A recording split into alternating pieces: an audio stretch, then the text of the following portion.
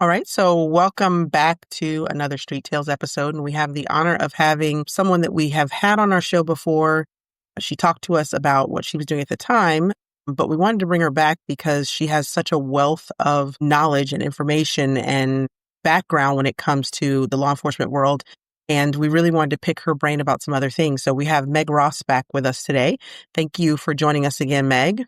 Oh, thank you for having me. Thank you. So when we originally brought Meg on, it was because we were talking, it was during our mental health mini series that we did. And she came on to talk to us about the Hope Line, which she is an ambassador for, which is a crisis line that is dedicated to first responders, firefighters, dispatchers, law enforcement officers, all the individuals that are those frontline first responders that a lot of times will not go get help because they don't want to be kind of lumped in with the masses. So Meg came on, was gracious to come and talk about the Hope Line, talked a lot about mental health and law enforcement and first responder world and how we're trying to be better with that. And she came back because when we had her on, she talked to us a lot about just her background in law enforcement and all the things that she had done. And we were mouths hanging open. So we wanted to bring her back so she could kind of elaborate on that a little bit. Before we jump into that, Meg, is there any updates when it comes to the Hope Line as to what's going on? I think when I got on, it was statewide. So we are statewide. So anyone in Florida that's associated with a first responder agency can use that line and be connected with someone who can put them in touch with the resources they need. That's really it. I am the ambassador for the state, though. That may be changed. We lost some funding, so I'm covering the state now.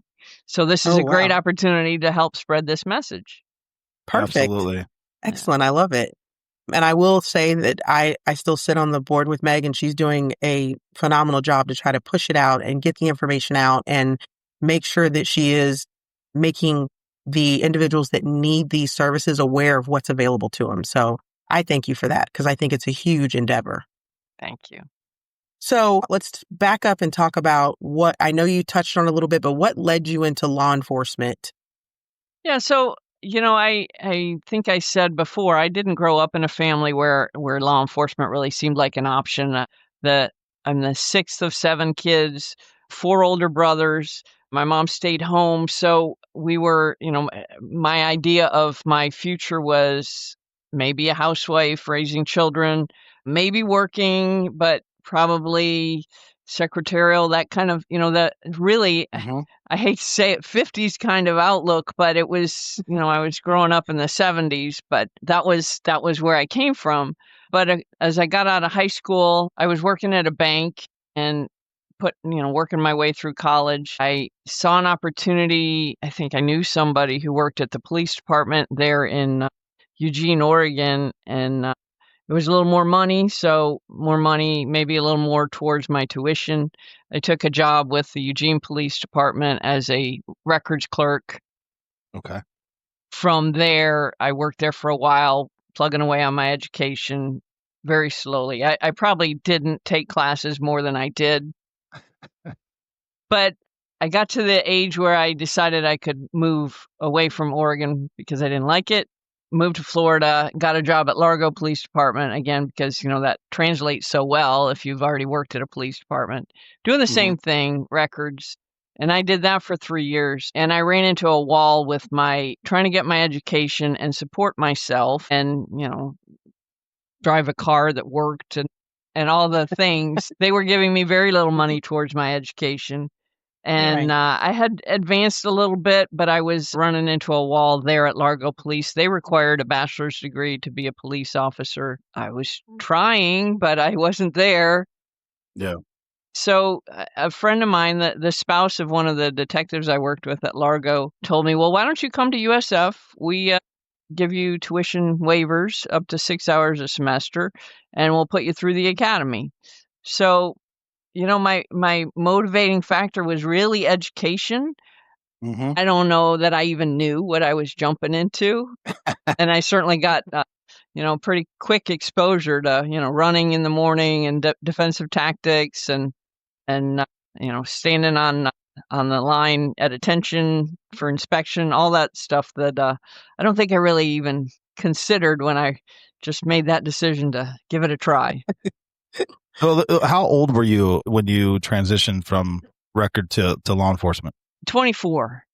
24. All right. And then what year was this roughly?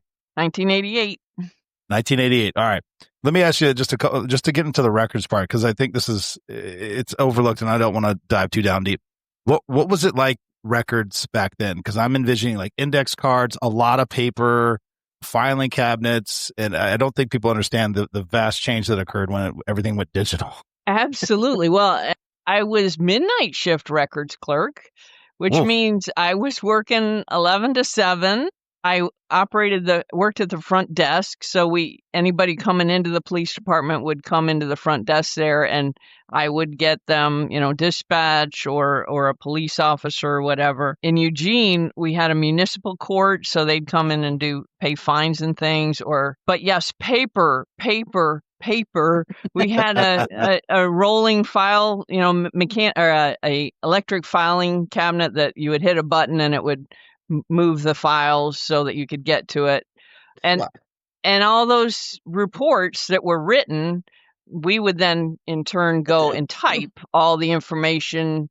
Now, not the narratives, but all the information that, the name, date, all that stuff. So, when they talk about garbage in, garbage out, well, I'm reading the handwriting of the officers and I'm trying to make, verify. And, I guess maybe they connected probably driver's license records or whatever so that you could verify in some way. But yeah, the writing, same with tickets, and I know my writing now probably was way better back then, but after all those years of writing police reports, I don't write if I can avoid it now. So you said that and I was like, oh my God, what was it like back? Because I came in, when everything was digital, I could like swipe the driver's license, populate, like all that stuff was amazing. But then I went and worked for Maine State Police where we had a laptop, but all our reports and tickets and stuff, like you had to write it like really hard because it was like that 5 piece. I'm like, guys, press hard. There's advancements in this. Why do we have to do this? It doesn't need to be this hard. Well, he had no idea what that meant. The press hard 5 copies until he went to Maine.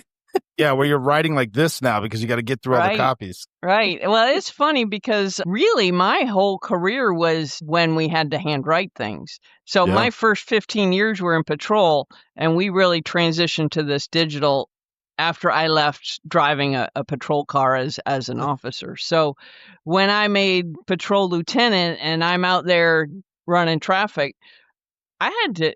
I tried to learn, but I didn't do it enough. I needed help to write a ticket because it was automated, and I guess if you did it, it was probably a lot easier. But it wasn't easy for someone who didn't ever do it. Yeah, a lot of supervisors when the transition happened used to be like, "Let me get that unit to come by here and real quick," and it was just to write the ticket. Yeah. I could say that the digital world, you could just add ticket, add ticket if you needed to. Whereas if you're writing, be like, I'm done. He's getting one. One ticket. That's it. That's as mad as I could get. That's right. That's right. Yeah, no, you're right. One of those big changes.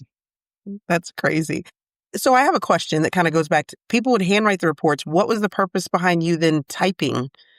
So we did have a database. So back at 81, I moved here in 85. So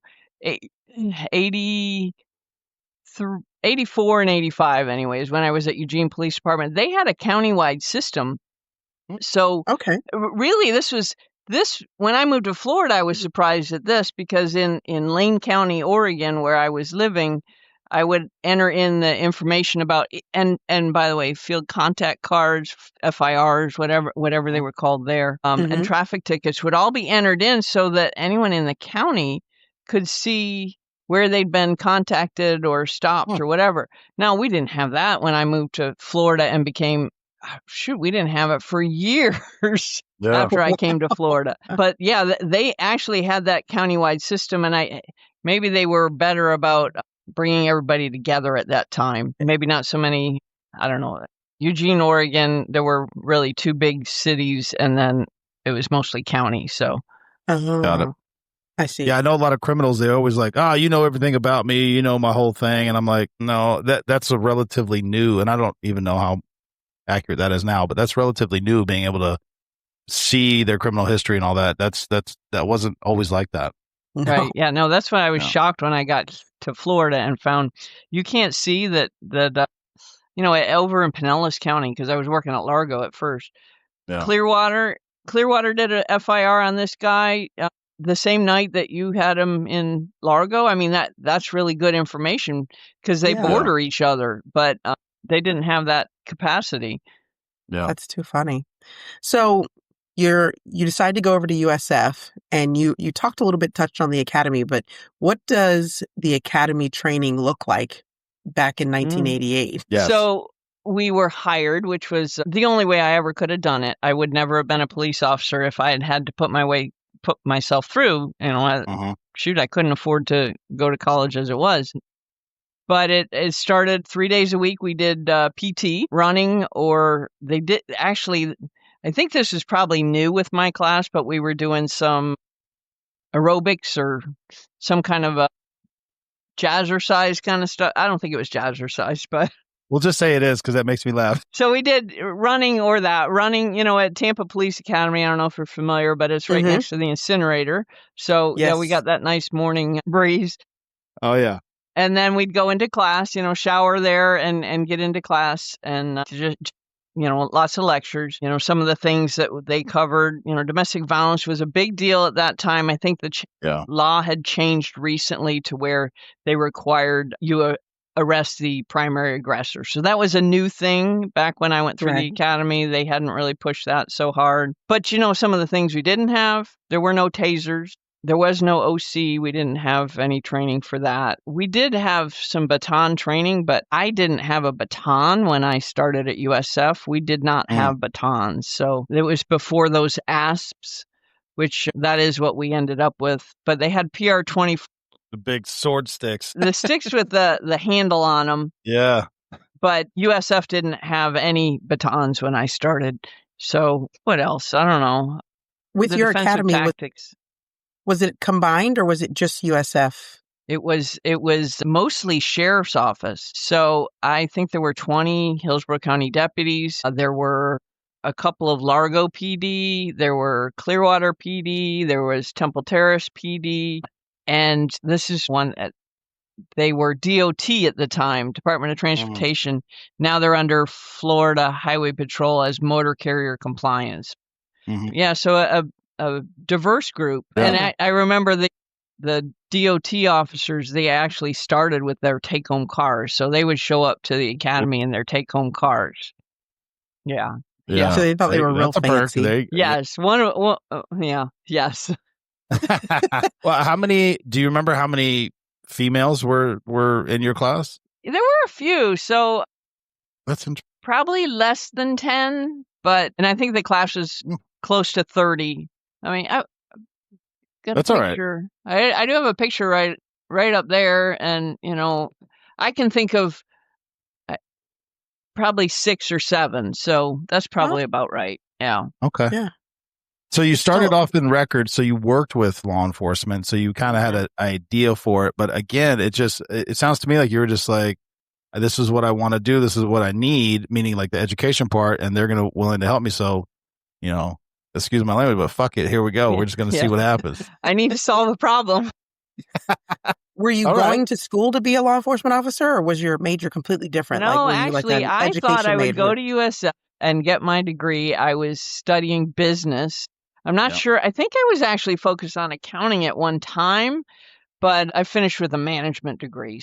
But I thought, I'll get my degree and I will then leave law enforcement and go do something else. But I didn't finish my degree I did get that free education, but I only took one class a semester. So rotating shifts and working overtime, and really I gave up a lot of overtime because I was going to class. Right. There were opportunities I missed, like Hurricane Andrew. They sent officers down for Hurricane Andrew, but I couldn't miss my classes, so I couldn't do that. We sent officers up to UF after Danny Rollins. I couldn't do that either because I was in classes. So a lot of missed opportunities just trying to get that education. Got it. Actually, I know Danny Rollins. Do you mind just synopsis of Danny Rollins? You threw it out there. Yeah, It's sorry. no, It that's was a fine. serial killer at University of Florida. Yeah, I don't know what year it was. 92, maybe before that. it was early 90s. Yeah. Yeah. I mean, that's when I think he was doing it beforehand, but I don't mean to jump in. Yeah, no. So yeah, it was terrifying because, I'm working a college campus. Could it be something that happens on our campus? And, Yeah. we were fortunate that it didn't at that time. UF had a limited amount of manpower, and with state university system, we could support them by sending officers up to assist. So we were sending up squads of officers to assist them with patrol because they're trying to just get people on the street so that the students feel safer and there's more eyes out there to hopefully catch the guy. Wow. And I'm sorry. Oh, I'm sorry. I knew I was trying not to do this, but now you just got something. So, because there's been a history of serial killers that not just target college campuses, but have. And then even up until recently, the other individual that I'm not trying to just make this serial killer conversation, but with that being said, with college campuses being such a target, is that something that you saw training or intel kind of grow in your career? And then how would you guys address that? No, I wouldn't say we did. Really, I think they were kind of taken as a one-off kind of thing. I wouldn't think that I don't think it was something that was looked at as a university system problem. But, to say that, and this didn't actually happen at USF, but the Tampa Bay area had a serial killer, Bobby Joe Long, who was very closely associated with USF. He lived here in Temple Terrace, and actually, story is, before my time, but the story is that we would get off at 11 o'clock. Our officers, next door to our police department was a racquetball court, and there were racquetball games played between Bobby Joe Long and some of our officers. And the thing with these serial killers is they usually have that kind of they're usually, you just don't think that they're serial killers. Just They normal are people. good looking, personable kind of people. Yeah. Or at least some of them are. Well, and then Ted Bundy, he did the same thing. I believe it was FSU, but like just very kind of what you're describing. Sorry, it just you said that, and I was like, oh, I didn't even think about that. Sorry, Mom. Let's go. No, you're fine. I actually thought the same thing when you talked about the training aspect of it. Since we were talking about academies and things like this, was there any, which this leads to this question, was there any kind of, because you had a combined academy, once you moved over to USF, did they have any more targeted, like these are the things that we experience that might be different than the average law enforcement agency?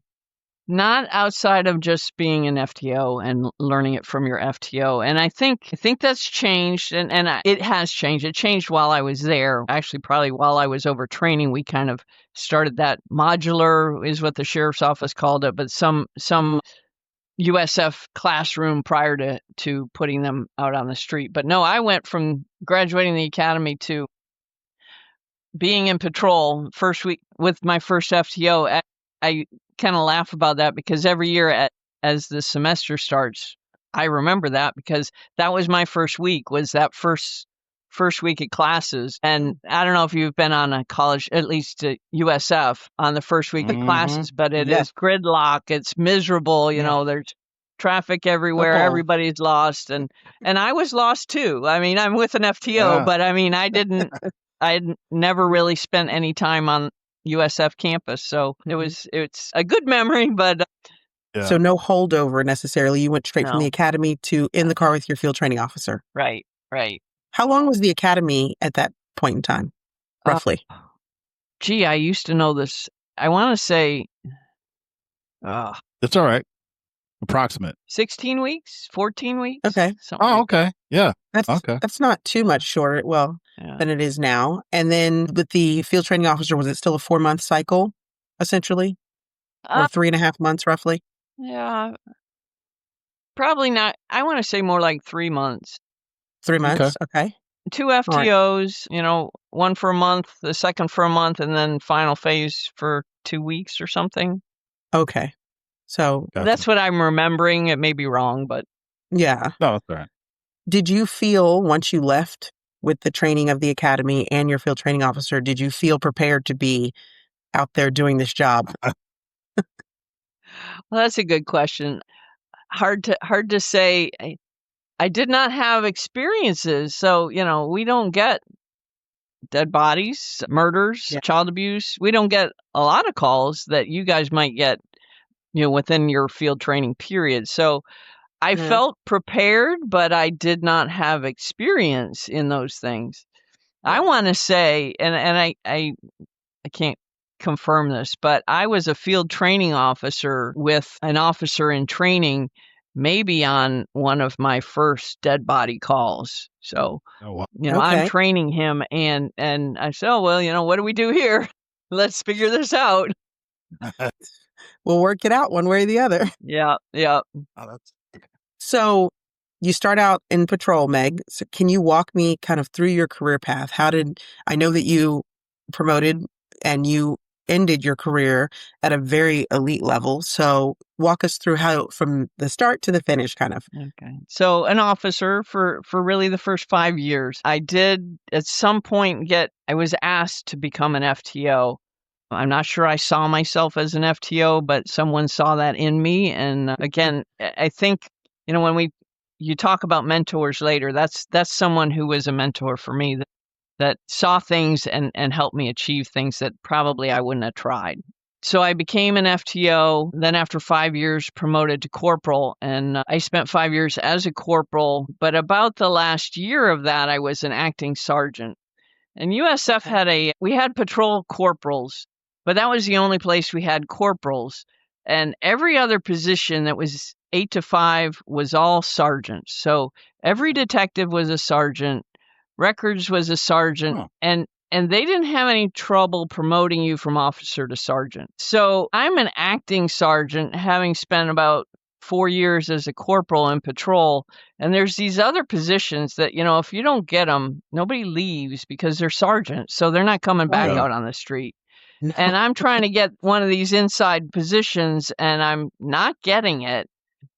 And one of the things I was told is, well, you're doing a really good job as a supervisor in patrol. And these other positions, we think these people might be better suited for that. But it really was the experience I had, and I did finally make sergeant. I was patrol sergeant for 5 years.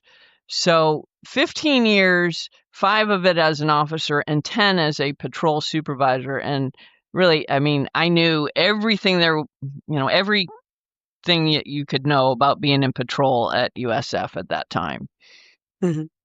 So Yeah, from getting punished there, for doing a good job. yeah, well, I don't know. It was a good experience either way. And, at the time, of course, I'm frustrated, but, Yeah. there's so much learning that it comes from these struggles that you have as you Yeah, go through your career. Yeah. for I sure. think sometimes when we're in it, we don't have the perspective of Yeah, seeing the benefit and especially when we're young. And it's like, right. okay, I've been doing Maturity. this for a long time and I want this, I want this. And sometimes we don't realize the beauty of being settled just for a little bit. Right, Yeah. right. So it was about 2003. I think that was Mhm. it was the year I got married. Also the year I got moved into the accreditation position. I became the accreditation sergeant.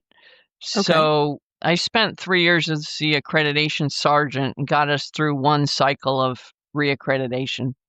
Right. Um, and when we successfully completed that, I was promoted to lieutenant. Mm. But I continued to be the accreditation manager at the time, but they eliminated a lieutenant position and they gave the responsibilities to me. So I Very was well. lieutenant over records and communications, IT, training, IAs. That might be it. That's a lot. That's enough. I was going to That's say at Yeah. okay. least Yeah. supervise. Yeah. So I was, a lot, a lot. Yeah. And at the same time, we got a new chief. So all of our all of our policies needed to be rewritten for his signature. Wow. And I was So it for that. Oh my gosh. And I mean, I get it that USF is not a huge department, but that seems like an enormous span of control. Were you able to actually be effective, or was it one of those things where you had to really kind of delegate that to your sergeants to handle a lot of things? Well, that's a good. I did have one sergeant over. I don't. I I don't remember if he was records and communications or just records. But at some point he was reassigned, and I ended up without a supervisor over records, and we did have a civilian supervisor over communications.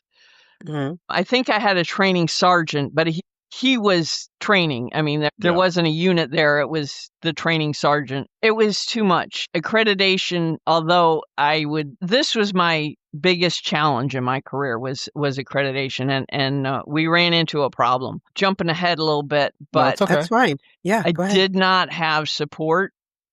And I'll tell you, that's one of the problems with budgets, and it is not very exciting to give money to your accreditation manager for a software system or whatever. I was not well supported, although I think the problems we had with our reaccreditation were not, well, I know I had a problem with the chief. And when I went to our reaccreditation, there was the commission, you sit before the commission, and I was told that it was going to be questionable whether we were going to get reaccredited. We had some issues. They had been corrected, Right. but I had a chief who didn't even come into the office while the assessors were there until like 10 in the morning, 10:30. Eat. So I don't know if there was a method to if there was something going on trying to get me in. I don't know. I didn't feel as though I was targeted is what I felt. But Right. they told me that the chief had to come to the commission and tell them that it's his agency and his responsibility, and he did not do that. So we did not get reaccredited. And that was, to have been promoted to lieutenant because we successfully got reaccredited 3 years ago, and then Right. 3 years later, we're not getting reaccredited and put on, a provisional where we have to come back. Right. It was a pretty tough time. Yeah. That Let would me be ask- frustrating, I would definitely Yeah. say. How was the chief selected, or because for like cities, it's the city council, sheriffs, they're Oh, elected. yeah. How does that work at USF? Well, that's there. How we were working at the time for a division. The student affairs division is who we reported to. It's changed throughout my career, and so it was the vice president of student affairs who was selecting the chief. And they Okay. had a process. They had actually a committee, and they did have like a criminology professor. Actually, Dr. Bromley, who was retired Yes. USF, he was Dr. on Bromley. there. Yes, he's one of my mentors also. He was on the panel, reviewing the candidates. And so this chief and then one of our internal candidates were the final two choices. And actually, I did the background investigations on both of them for chief. One was my boss and one became my boss. Oh my gosh. Yeah. So, he looked good on paper and he did well. What I say is that he was a 3-year guy and he stayed most places for 3 years. Mm. He was at our agency for about 7, and I was a lieutenant for 7 years. I understand what you're saying. The Tracking what you're saying. previous Very well. chief promoted me to lieutenant, and the new chief promoted me to captain. In between, I had 7 years. Woof. So you were 5 years corporal, or 5 years deputy, 5 years corporal, 5 years sergeant, and then 7 years in lieutenant because Well, of some of the no. hiccups. No, 3 years, 5 years patrol sergeant, 3 years accreditation sergeant, Okay. and then I had, so it was 06 to 2014, I was lieutenant, so 7 years. But after that accreditation cycle, I was put in a new role as the patrol lieutenant Okay. over all 4 shifts, where we reorganized a little bit. We had 2 patrol lieutenants, one for days, one for nights. I Okay. became the patrol lieutenant over all 4 shifts. Again, Meg, I'm sensing a theme here. sometimes think I'm being set up for failure. I'm sensing a theme. But yeah, I did that. And actually, I was successful there. And it was good to be back in patrol, which is something you miss when you're not connected. Accreditation, people don't usually want to go there. It's a great experience. Yeah. It's an amazing experience if you want to advance, because it gives you everything you need to know about that agency. Yeah. And some of the bad, you know where the skeletons are now too. Yeah. Yes, you did. Yeah, for sure. Meg, I just want to say this. Like, for me, it was never a supervisor, but for me, the hardest thing for me, and maybe you can, commiserate, but I loved being patrol. I loved being on the front line, but I was like, I just want to do, it's like, I'm not trying to necessarily promote or whatever, but I just want to try something else was the hardest thing. And it was the hardest thing at every agency I worked for it's like, look, I enjoy this. I get the need. I understand, but it's like, I'm not necessarily trying to be a corporal sergeant. I want to maybe be a detective. I want to try a specialty team. I just want to see, because how are you supposed to know unless you've done it for a little while? And I think Hillsborough now has started doing TDYs, but they weren't a big thing when I was there, and they were really hard to get. And pretty much if you got the TDY, you were going to go there. Kind of was the concept. Not, hey, I just want to try some stuff out. It wasn't until I got to the Secret Service where they would offer TDY so you could gain exposure. They were only 3 weeks long, but at least you got like an idea. Cause I'm like, I've never even heard of this. What do they even do before I try to put in for it? So that concept is, I think it eludes most agencies. It's not a thing they like to do. They don't want to let you go from patrol or whatever the reason is. But anyway, I can kind of commiserate that you were like, I'm stuck here. Well, and you're really, that's so true, because at USF, we did eventually get to those, but by the time we got to maybe a TDY and detectives, it was for officers, and I was already at least a corporal. Yeah. These opportunities were for officers, and I had missed that. Yeah. And then when there were other opportunities, like my friend Donna we both went for the bike sergeant when we started a bike unit. We both applied for that position. She got it, and she was the best choice. But that meant that opportunity wasn't there for me, and there was only one sergeant position, and she got it. So there were a lot of that, and like I said, at USF, a lot of these sergeant positions that weren't ever coming open, because once you made sergeant and detectives, because it's a sergeant position, that's where you retired unless you promoted out. Yeah. I got to say this about bikes, because I can hear people, and I was one of them. I used to kind of laugh, and I used to shit on them a little bit until you work with them. You're like, oh, there's actually a lot to this, and it's actually really cool. And there's a lot of things you can do that I never even realized you could do with a bike. Oh, yeah. Yeah, there's a lot of training that goes into it. Yeah, I watched them in 2020 at the protests and stuff downtown. I was watching it at the Real Crime Center, and the ability to use their bikes as barricades and keep them from going up on the interstate. It was amazing.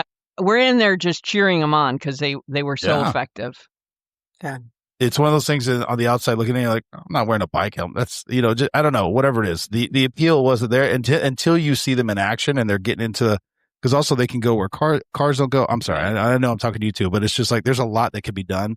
And I feel like you threw that out there, and it just reminded me that I remember my exposure. It was perfect for a college campus, because there are a lot of places that they can get to much quicker than a car. So for sure. Yeah. And I've heard that's one of the hardest classes that a law enforcement officer, that and motor units, I heard are like the hardest. Yeah. Yeah. So, well, I think motor is probably even harder, but my husband took the bike, and he, I have to say, I probably wouldn't have been that great. I am not. I guess maybe because of my older brothers, but I know that I am not as coordinated and athletic as other people are. Yeah, oh, no, that's I understand. great. Sorry, I got off topic. No, you're fine. You're a lieutenant for 7 years. Then where do you transition from there in your career? So as the new chief started, on his first day, he made me a captain. I became the captain over operations. So at the time, it was patrol and CID. And I did that that was in 2014. So I think I probably did it for 2 or 3 years. went into drop in 2016, and in 2016, 2017, they moved me over administration rather than operations. Got it. I was very, very unhappy with that. One of my concerns was that we didn't have any women in leadership on the operations side at the time. Got it. We had another female sergeant who was, I think, maybe records at the time, but there was no one else in leadership in operations. And I thought, you just moved all these women, they don't have someone in that agency now that they can look to as a mentor. So correct. Let me ask you this, because sorry, go ahead. Well, it did make sense since I was retiring that at the end of my career to move me into a different position and get someone else that experience. But I'm sorry. No, so I'm just, again, I was never a supervisor, but here you are, you've worked for this agency for a very long time. You made captain. It's sounding like you didn't really have a lot of say, or how did that go on where you ended up? Was it just kind of like the chief said, go here, so this is where I'm going? Is that kind of, there was no conversation? It just is what it is? Yeah, pretty much. Okay. There are only two captains. Yeah. The other captain was over administration, and then when they switched me, I did talk to the assistant chief about it, but he wasn't. I don't know if he wanted to change me, or I don't know what his motivation was, but he saw that. He said that I would be successful in administration at that point. But no, there was no discussion, and like I said, only two captain positions. So yeah, there's not many places you can go. Yeah, fair enough. So as you moved through the ranks, Meg, was it always pretty slim with how many women were in positions of supervisory roles that were on that side of the house? Or is it more so that they were put on the administrative side, or what was your take on it? No, we had a great history with women in operations. So when I started in 88, there was a female lieutenant over detectives. There was a female sergeant in detectives. And I think there was a female sergeant in records when I started. So that's 1988. The lieutenant that was over detectives, she was pretty much a rising star in the 70s. She was our first ever officer of the year when she got hired, and she made lieutenant in like 77. So pretty. That is very fast, yeah. Progressive for law enforcement in the 70s. For sure. We had three other female lieutenants during my career. One was my field training officer. One retired when I became the lieutenant over accreditation and all the other things, I was taking her position. She was a female lieutenant that retired. I see. And then there was another lieutenant who we were kind of rose through the ranks fairly closely. But when I left, there were no other lieutenants or above that were women. There was a female sergeant. She was promoted to lieutenant sometime after I left, and she's no longer there. So again, they're back to no women in their upper level leadership. And I don't think they have any in their line supervision either. Maybe maybe one. Yeah. I see. But overall, USF was typically, it sounds to me like they were pretty progressive with, because in the 70s, having a lieutenant, I know. That's wild. Oh. My first supervisor was a female who happened to be a lieutenant, and she showed us a picture when she got hired on wearing a dress on the range. And I was like, wait, what? So she was in a skirt. I'm like, how did, she's like, oh, well, I didn't go out on the street and answer calls. I stayed at the station. And I'm like, whoa. Yeah. Jeez. Yeah. Well, that's the lieutenant that was there in the 70s. She did have a skirt at one time. I have a picture, but she was wearing pants. I have her academy graduation picture in 1975, I think. So that's awesome. Yeah, that's awesome. I love it. So you touched on a little bit about different mentors that you encountered. Yeah. And you've talked in the past too about, on our previous episode, about a mentor that kind of helped you along the way. Can you talk a little bit about, like, what did they do? How did they help you in these, in 1988 when things were a little bit different though? Right. Well, so my first I don't think she wasn't my first FTO, but my second FTO, Donna Rogers, was definitely my mentor throughout my career. She is an officer, but quickly after I started, became a corporal. And then, again, she went up the ranks to lieutenant and I followed her. And she was very, very well respected within all the ranks. As a matter of fact, there was a chief who was there for a really long time, like 1975 to 2003, I think. Whoa. He was the chief. And he took a lot of, he used her, asked her for input on a lot of things. So she was very well respected. She was well respected by all the men on the squads, as well as, I looked to her as a mentor for me. And she was not, she didn't have a college education, but she had life experience and she was so much common sense. And, when you're struggling and her response was, well, you need to talk to them and you need to go to them and talk this through. And I'm always looking to avoid confrontation. So that was she was somebody I could bounce things off of my whole career and just gave me great advice throughout my career. So that was one. Another one, and it's funny because I know, Mo, you had the experience as a hostage negotiator. My chief, when I became the accreditation manager, my chief actually, again, offered me that position and said he thought I'd do well, but he recommended I take hostage negotiation training. I'm the accreditation manager. I'm like, well, what is that? And he says, the training is very helpful for anybody, that it's good education for dealing with, other people. Maybe that's because I didn't do that well. I don't know. But imagine two of them being married to each other. Yeah, that's right. Yeah. So and he's actually the same guy he was a patrol lieutenant when he asked me to be an FTO, because again, I don't think I saw that in myself, but he said, I think you'd be a good FTO. So I became an FTO. So that was the Chief Pat Johnson. And then my other big mentor, we've already talked about, Dr. Bromley, who he was involved in my hiring in 1988 as the major. He continued on, I don't know when he retired, but he retired from USF Police and became a full professor at USF. And I finished my bachelor's degree in 2004. So I got married in 2003. I finished my bachelor's degree in 2004. My daughter was born in February of 2005.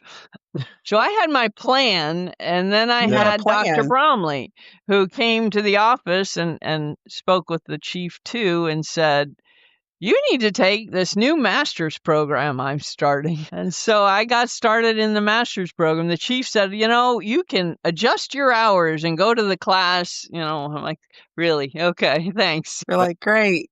Yeah. Thanks. So that's why I got my master's too, is because of Dr. Bromley. Oh my goodness, yes. Yeah. Which he will twist I'm so arm. Thankful for him. Yeah, I was so thankful. And it was funny because I didn't know him. I only knew him as Professor Bromley. I learned about his career path, but I was like, you're saying professor, but I'm hearing salesman, because the way he made you feel like it was your idea to go get your master's and he was just there to help you facilitate it. I'm like, wait, no, you're the one that told me about it. Oh, you're not kidding. And then once you took it, then he's back knocking on your door. So who else can you send? Do you have any more people to send? And I did twist some arms of some other colleagues to get them to go take that same program. Well, let me say this about Dr. Bromley. I think he's passed a few years back. Yeah. RIP. He was great. But he actually, so when you take his course, and I mean, I don't know how many hundreds or probably thousands of people took that course, he would follow your career. As I moved and transitioned around, he would say, how's everything going there? I was like, how did you even know about it? Because somebody in my class said, hey, did you know Tyler's doing this, whatever? And he would send emails about encouragement just randomly out of the blue. I was like, what a phenomenal individual. Sorry. I love Dr. Bromley. I'm very appreciative of that man. No, you're absolutely right. He was a Temple Terrace resident. So we used to see him all the time. We live in Temple Terrace, raising the kids here, we would run into them at restaurants. I was very close to him. And when he passed, it was a big shock to me. I am still very close with his wife. We see her regularly. And no, he was, I'm so thankful for that master's program. It got me, that's probably why I became a captain, and it certainly opened so many doors for me, especially since I've retired. But even before I retired, Yeah. I said I made captain in 2014. I didn't say that I was applying out at that time because I was dealing with the chief that I wasn't, happy with. Oh, And right. I had actually I was a finalist for a position here in Hillsborough County, the PTC. I can't think of what it stands for. Oh, yeah.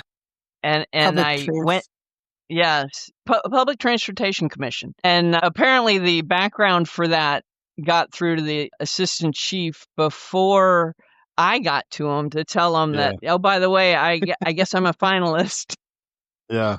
And he called me into his office, and I said, well, actually, I think that was when he became very, very tight timetable here when he became chief. And I said, well, I'm going to keep going for this job. I said, I don't know if I'll take it, but thanks for the captain, and I'll take that, and I'll let you know what happens with the other. Good for you. Oh, but as awesome. it happens, the best thing that happened was I became captain, and I didn't get the PTC job because that didn't go so well either. No, it did and it not doesn't go. exist anymore. No, it does not. Some people who did go there got some bumps in the road. So yes, they did. That's inside. So, I just, my whole career, I think I was right where God intended me to be at every turn. I just, sometimes I don't know what he was thinking, but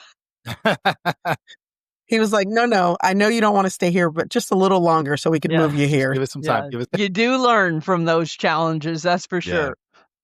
For sure. No, for sure. So tell me, what are some things that you considered highlights or successes in your career? Because like I said, well, let me back up. When you retired, what was the rank when you retired? Because I don't think we touched on that. Assistant chief. Assistant chief. So what did you consider over that that's unheard of, especially sometimes people think, oh, if you're not at a huge agency, the opportunities to move up and do different things are very limited. And your career demonstrates that that's not always the case. It's a matter of someone who does a really good job, and other people see things in her that she may not have even seen in herself and help her career along. What would you consider highlights and successes that you had, some highlights and successes that you had throughout your career? So making captain as a female was really one of the biggest, because I am the only female that they've had at the rank of captain at our agency. So that was pretty amazing. And to get the recognition of that from my mentor who she was a lieutenant, and she told me, I didn't even realize it, but she says, you are the first, and I'm so proud of you. So that was really quite an accomplishment for me. Earning my degrees, 16 years to get that master's degree. So, I wasn't going to say nothing. You got it. I have a plaque here that I actually got from my first accreditation, and it says perseverance. And so I think that's one of my traits. I think I have that. Earning my master's degree also, because that was really, I have an infant. There were Saturdays when I didn't know what I was going to do with her, and we got that worked out. I also won the Criminology Wall of Fame, and I think I can thank Professor Brownlee for that. That's USF's Criminology Department's Wall of Fame. They awarded that to me in 2016, which again is another that opened the door, I'm sure, to some opportunities that, to have that in my... One of the things that I'm proud of as that patrol lieutenant, when I took over, I had the opportunity to mentor those sergeants. So I had 4 sergeants reporting to me, 4 sergeants, 4 corporals, 4 patrol squads. And I felt like I was very successful there. One of the things that I was tasked with was to create our law enforcement challenge. So the IACP Law Enforcement Challenge is an annual thing. So I was tasked with creating it. It had been done by a captain who retired in 2009. And I don't know if we did it in 2010, but I was asked to to get this done. And it was quite a task at the time. I have it here. It's a book. A big one. Yeah. Yeah. And you have to cover, several different topics. And so obviously I can't do this on my own. Yeah. I brought together my patrol sergeants. I said, this is our job. We need to break it up. And each one of you is going to be responsible for a section. I want you to get me, the information and put it together. And we won. We won first place in the IACP Law Enforcement Challenge. And I think in another year, we came in third. So really, again, I did like being a patrol sergeant, but that ability to these sergeants that really I got to see them grow in their roles and then go on and advance in their careers. And it was really rewarding for me to do that. So that was a pretty good part of my career. Do you remember how you celebrated the win with your sergeant? Did you do anything fun? I don't know that I did. It's okay. I don't really remember. No, we all have 4 different shifts, so I don't know. Yeah. That's true. You were covering all of the supervisors at that point. So. Yeah. Every time she got promoted, she was 3 jobs. No. I guess I should have. And I'm thinking back now. There you go. I could have been a better leader if I had done that. Oh no, that wasn't the intent. I was like, well, let me ask you this: through your career as you were supervisor, did you have any leadership courses or training, or was it just mentor based, or anything you did on your own? Well, getting the master's degree certainly gave me some leadership opportunities. For sure. There was probably, line supervision that you could take it through salary incentive course. I'm sure I took that, but I can't say that I had a lot of leadership. External training, no, so to speak. Yeah. And that was one thing I would have liked to have had. I actually requested it at one point in my career, was to go to, my husband went to SPI, Southern Police Institute. Yeah. I asked for the moon. I asked to go to the PERF, the one at Harvard. Yeah. Oh. But I asked, I spent 7 years kind of in limbo, so I didn't ask until later, and I happened to be in drop, and that wasn't an option. Wow, They did at one point offer to send me to one of the Florida leadership through FDLE. But again, it didn't work out. The timing, I already had a scheduled vacation during the same time frames. Maybe that was why. Those are important too. Those are important too. But the SPI, the FBI National Academy, PERF, I really kind of wished I had that opportunity. But I do think the master's program provided me with something very similar. Yeah. No, it was excellent. With it sounds to me like you said, between you educating yourself on the master's program and then just kind of on the job was that how all supervisory promotions would occur? They just kind of had to have that on the job training and learn their new positions? Some people actually got to go to some of these schools. Got it. The FDLE ones there was a time, and it was really before I was command staff, but there was a time in the agency when we sent people to, is it senior leadership, I think, through FDLE? Yeah. That was never offered to me, but again, I think my timing with the changes in leadership changed we didn't send people to that so much. Yeah. So, and then later in my career, they did send a couple of lieutenants to SPI and to the National Academy, but again, I see. I didn't get to do that. So, got it. Meg, let me ask you. Sorry, looking back, because what you're saying is very typical from the agencies I've either worked for or worked with. It's usually like, you have to hit that upper level lieutenant or above to go to these training courses. And I feel the opposite.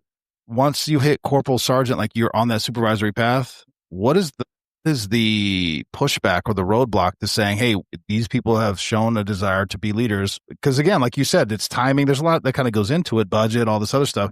Start pushing them through in advance. I mean, oh no, I have a corporal or sergeant who's gone to one of these leadership courses that usually is only reserved. Well, they're going to hopefully be lieutenant one day, right? Like you're trying to groom that path as opposed to being this like elite, oh, you have to make it first and then we'll send you. I've never understood that. No, and you're right.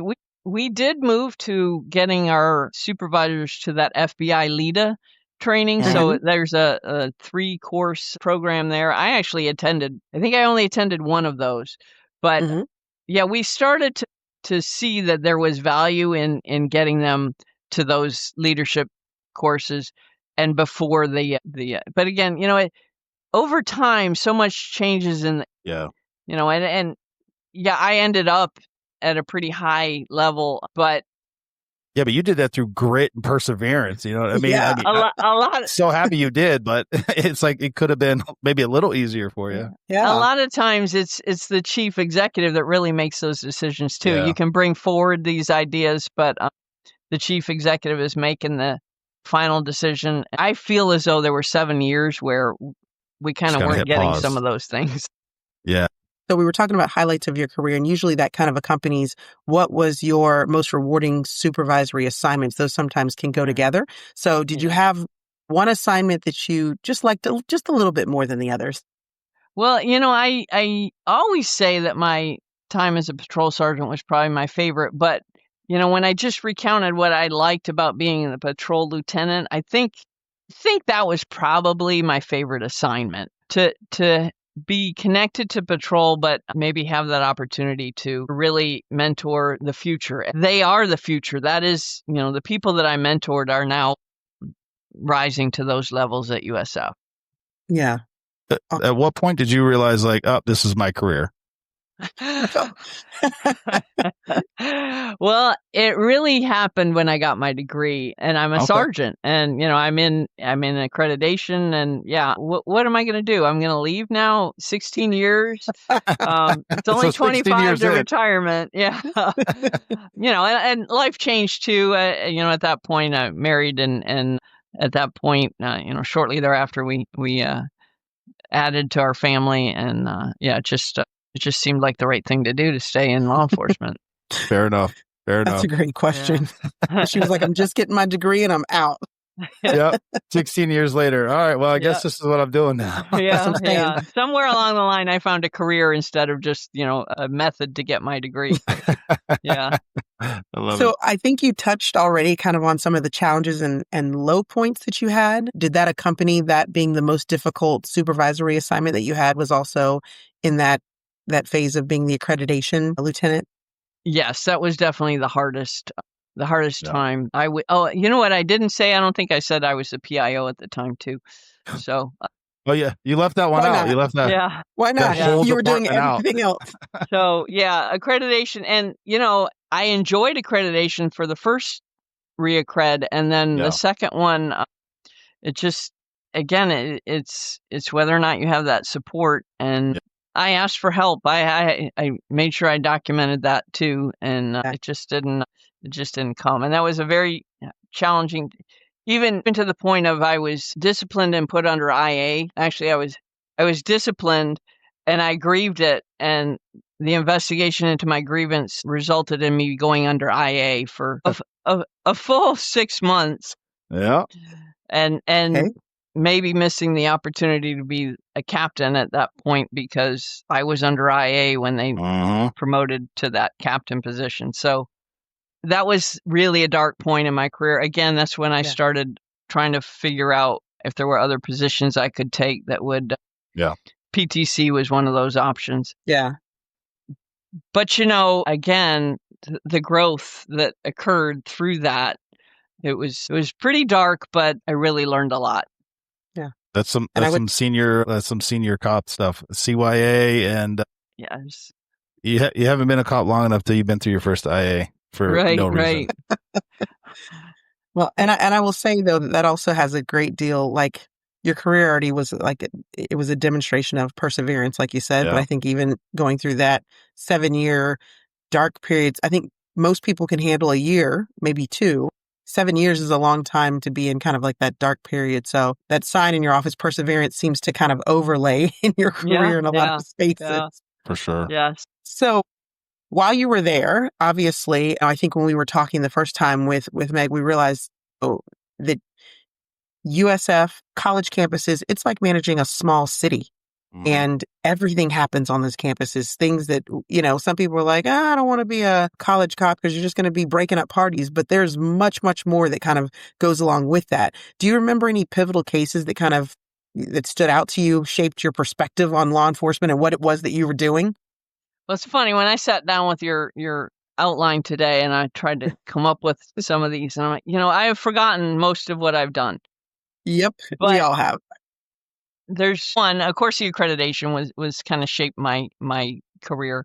But there's one case that wasn't ours. You may remember, both of you might remember it, but I think it was maybe like 2012, 2013, and it was a rapist in just north of campus. So 46th Street, New Tampa. The apartment complex is one in Tampa and then a couple in HCSO jurisdiction, where he wreaked havoc on those college students. Yes. I was the operations captain. No, I'm sorry. I was a patrol lieutenant. Yeah. I was a patrol lieutenant. My patrol sergeant called me up in the middle of the night and said, I'm getting these calls from, I don't know if it was Tampa or Hillsborough, about what's going on up there. And they want to know if we can send out an alert to our students to tell them to lock their doors because of this threat. Now, it wasn't required at that point because it wasn't happening on campus. But after he told me that, I said, yes, let's do that. And we put out the alerts. And then from that point on, I was up all night. We're, trying to keep the students notified it's not our case. So we're trying to make sure that the information we're sharing is in line with what these other agencies would want us to share, but also trying to support them by getting our students to secure. Right. So that was that case. I made a mistake at the end of it after, so many hours where at some point we're no longer seeing any activity. I was trying to get a message out that it's maybe not all clear, but something, the threat doesn't seem to be as dire at the moment or something. Yeah. And I made the decision to put out a message that the university wasn't happy with, but it's on me. I made that decision based on what I was trying to accomplish. And I spent the next morning at the president's conference room with the president and other vice presidents and CEOs, telling them why I made that decision. That's a lieutenant, by the way. Yeah. That's my first experience in that room. Yeah. But it was getting a perspective on what they're trying to do. And again, that's where I've always said, if you're going to be a leader in a law enforcement agency at a university, you need an education. You can't be sitting in that room without a bachelor's degree. A master's degree is probably helpful, but no education, and you're sitting there with PhDs justifying what decisions you made. Right. Yeah, I remember that. Yeah.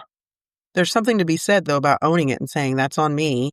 This was my rationale behind it. I think sometimes some leadership positions will quickly try to backtrack and, well, I did it because I was told this, and kind of deflect. And so I think there's something to be able to say right off the bat that, like, I made a mistake. This is what I did. This is why I did it. Because we're humans and we're imperfect. Right. Absolutely. Absolutely. Meg, quick synopsis of that, because I was one of the deputies that worked that night, and I was sent to the hospital for 3 victims. And as I'm there, my phone is ringing. I'm like, bro, this is like a sexual assault. Why are you calling me? But there was 3 more in another room. And then there was reports coming from Tampa, and then they were still getting calls that the same potential, they figured out it took a minute, but they figured out it's the same person who had just shot at a party, and it was like wreaking, like you said, wreaking havoc. And I'm like, what the? And so all of a sudden the whole area got flooded with Hillsborough detectives, Tampa PD, like everyone within a 50-mile radius flooded into that zone. And he ended up hunkering down at an ex-girlfriend's house or something. Yes. And that's where we lost him. Then in the morning, the only reason we got him is he stole her orange Dodge Charger, I think it was.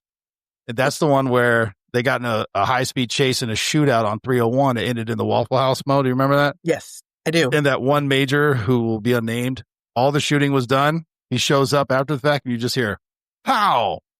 Oh, there we go, boys. And because he wanted to be on admin leave. Anyway, sorry, it's not funny. Well, there's that. Yeah. So anyway, needless to say, it's all right. And I want to be cognizant of time, Mo. Go ahead. Well, I just want to say, I think that addition really adds another layer. When you have all those working parts, the decision-making process is quick, it's fluid, it is like, and you're trying to incorporate and assimilate all this stuff going on. So it's really easy as a PhD to sit at a table in a conference room and Monday morning quarterback reading it, and say, why did you? But again, I say there's something to be said about this is the decision I made based on the information I had at the time. Simple as that.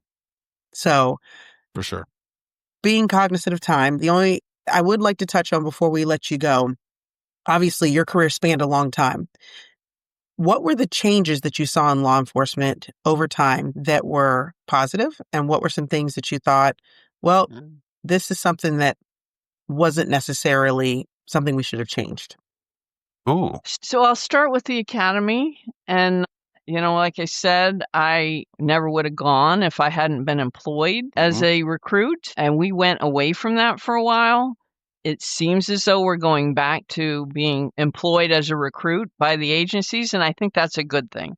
I think the idea of paying to go to the academy, putting yourself through, we're getting recruits that haven't, may not ever get a job. They're getting a false sense of hope and they're never going to get hired in some cases. So, but it also, they have so much into it that they're going to go to this job. And then we did the contracts. I don't know if every agency had a contract. We had one for a while, and there's two sides to that. I understand that we were a revolving door for a while, and we wanted to try to find a way to keep them. But when you have someone who doesn't want to stay, but has a contract hanging over their head, and so now are they only doing half the job or are they pushing it to make you fire them to get out from under that contract? They can't just quit because it's not a good fit. Well, we don't need people in the profession that aren't fit for this position. It needs to be that this is where their heart is, where they should stay. Between the academy and that contract, and I think there are some agencies that just have to recognize that they are training grounds for other agencies. A small agency like USF cannot give everybody everything they want. They do have K-9, but they don't have a bomb team. If that's what you want, you're never going to get it at USF. Yeah. Right. But I do think that we can say that we have been the training ground for some very, very successful members of other surrounding law enforcement agencies. I've got Absolutely a guy that worked for us that's a major at Pinellas County Sheriff's Office. I followed his career. He's doing great, and he was a great officer for us, and he put in his time and moved on. Yeah. Right. Many at the Sheriff's Office that started at USF PD as well. So that's one thing. I guess I gave you a good and bad there. No, That's good. I Yeah. like it. I think that's such a perspective because I'm sure that the uppers a lot of times will look at, well, we don't want to be the training ground agency, but I think there's something to be said when you give it that perspective. Yeah. I mean, it's tough to keep hiring, but you just, again, you can't be everything for all these officers. Some of these young officers are going to come in really wanting to have some experiences and you can try, but when you start getting them onto task forces and things like that, well, that's great, except there's a danger there that they go to those other agencies. So exposure leads to, and great officers will get recruited by these other agencies. So, I double-edged sword there, but I do think that the academy being hired to go is probably a good change for law enforcement. Excellent. What else? Sure. I don't know. Well, hold on. I got a question though. If you are, I'm switching gears because I am just interested in this aspect. Life after, so your active service. what does that feel like? Because I've heard mixed bag. For the first few months it was great, or I was going to pull my hair out. I was going crazy. I was driving my spouse crazy. But what was it like for you? What was your experience? So I thought it was wonderful for the first 6 months. Yes. But then we had a lot of plans and things. I retired March 31st.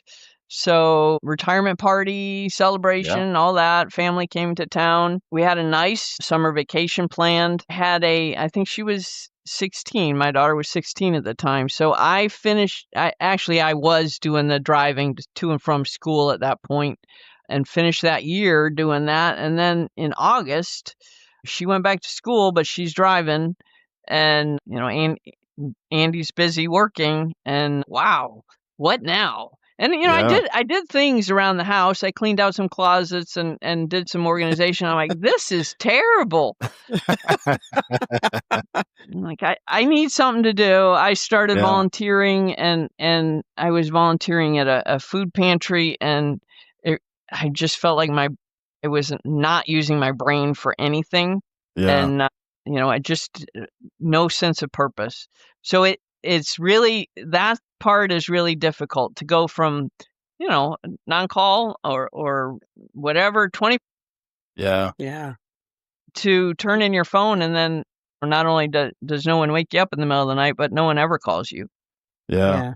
So you need to have that sense of purpose, even though I thought I knew, I thought I planned, and I was ready. I didn't have, and I put in place a volunteer role. I serve on a credit union supervisory committee. So there's some bi-monthly requirements there. So I do have some kind of a professional connection, but that wasn't enough. I mean, I'm 5 days a week looking for something to do, not every other month. Yeah. So, I definitely found that the plan was that my husband and I would be able to do things together, and he wasn't able to join me. So I didn't have a plan anymore. Yeah. Right. So, I don't have a good answer, but it's just, I've talked to a few people who have retired or moved on to other careers, and that gap period where they're trying to figure out what they want to do next, you have all this wealth of knowledge, experience, training, leadership, right? And then it's just like, hey, appreciate it. And then the next day someone else is in your spot, and that's the wrap. It just seems like such a disservice to just let that just go by the wayside. It's almost like what you're talking about, having an agency just be a training ground for other cops. But here you are with somebody who has all this knowledge, and it's like, hey, appreciate all your time and your service. Here's a great party. Bye.